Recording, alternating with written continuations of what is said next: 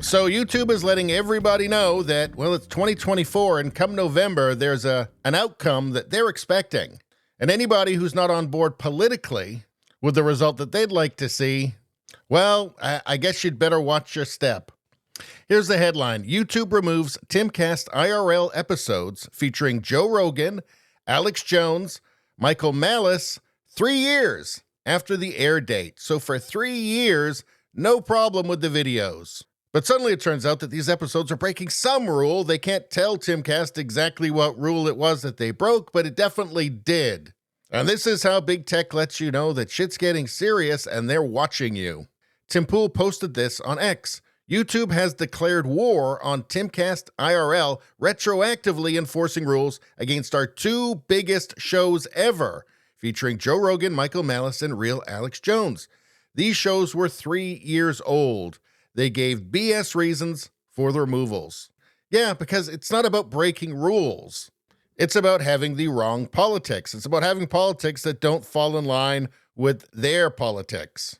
YouTube's action comes as no surprise given its past crackdowns on controversial figures like Alex Jones, whom the platform has previously removed for allegedly violating community standards. The platform has had a number of controversial community guidelines that have been disproportionately used to censor conservative voices.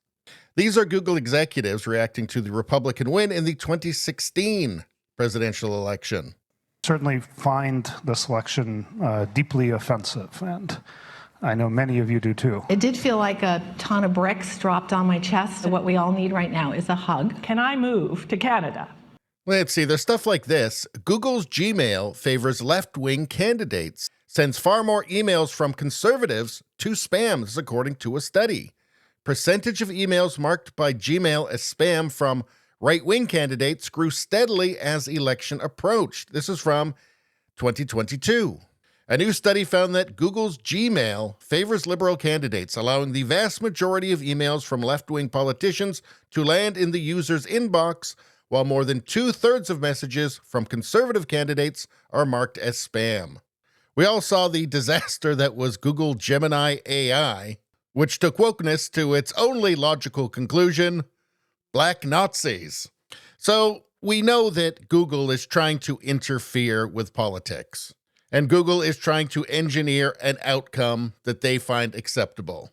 So again, they didn't actually give Tim Pool any reason why they were taken down. They just said it was against the rules, but they wouldn't say in what way. It says here that according to YouTube's guidelines, the platform determines hate speech and harassment to include any speech that incites hatred, quote, against groups based on protected attributes such as age, gender, race, caste, religion, sexual orientation, or veteran status. And I'm pretty sure you don't see any of that on Timcast. And none of it matters anyway, because the rules don't matter. It's just whether they like something or not. They nuked one of my videos not that long ago because I did a video about Stephen Hawking, and they said that I was bullying him. I don't know how you bully somebody who's been dead for years.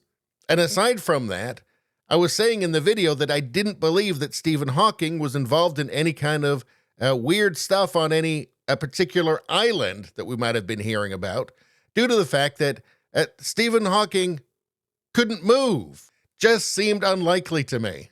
But come to think of it, maybe it wasn't about Stephen Hawking at all. Maybe it had something to do with a larger issue that they didn't want people talking about for some reason. Not directly naming any people or islands that we might have heard of. But I guess the point is they know that people are going to hear about this, and it's going to be known that you need to be careful from here on out. Because they know who they want to win in November, and they certainly don't want you getting in the way. Anyway, that's all I got to say about that. Please like, share, and subscribe. Subscribing really helps me out. I thank you for that. I will see you next time. And don't forget to follow me on Rumble. Anyway, I'll see you next time.